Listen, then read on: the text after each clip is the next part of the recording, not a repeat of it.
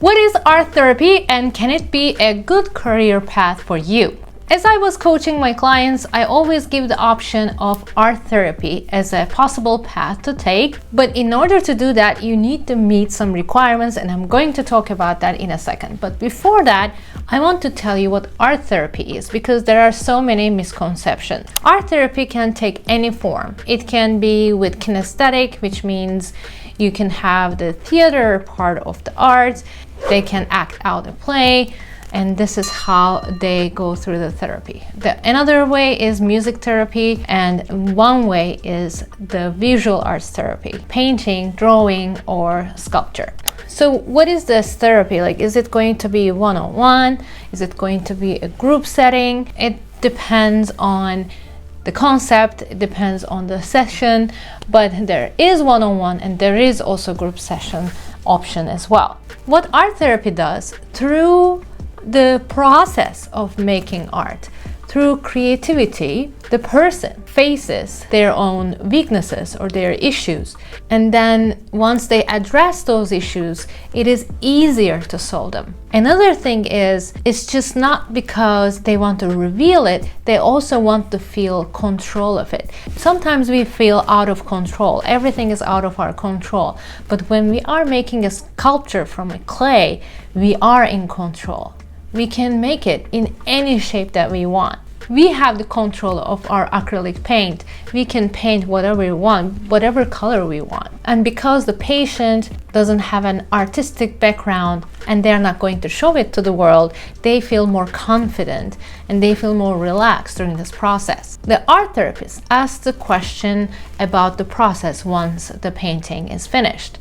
How did this painting process make you feel like? Why did you choose these colors, do you think? Which was the most difficult part for you? And what was crossing your mind when that happened? What was the most fun part? How did you feel before this painting and how do you feel now? Can you spot the difference? Sometimes art therapy is used for relaxation reasons as well, especially with cancer patients, because they have so much going on in their lives. If they focus all their attention in one creative task, then they won't be thinking about other issues. There is also child painting or child drawing analysis, in which you can actually spot what the child is going through and how the child weaves the world. For example, if the child draws a family and the house and there's no color, maybe this child might be depressed. If the father is away from the mother and children, maybe he feels distant from the father, or father might be distant from the child because of some reason, or they might not like each other. So it fosters self-awareness and self-esteem. It promotes insight and improves your social skills, and it might even resolve conflicts that you have with others or with yourself. If you're an artist and you're watching this, have you ever noticed during the art making process what feelings you go through? What thoughts that you have about yourself? Do you do a lot of self-criticism, for example? Do you lack compassion for yourself? Are you impatient, for example? You cannot really finish anything. Or are you a perfectionist? If the result is not perfect in the end, do you feel down? How did it feel to let go the control of the brush? You know, those kind of questions. If you become an art therapist, you help people to explore further deep into themselves, maybe get rid of their anxieties and take control of their lives again. And they don't have to have any art skills for that. And let's face it, sometimes it's hard to speak our emotions and feelings, but it's easier to show it with creative work.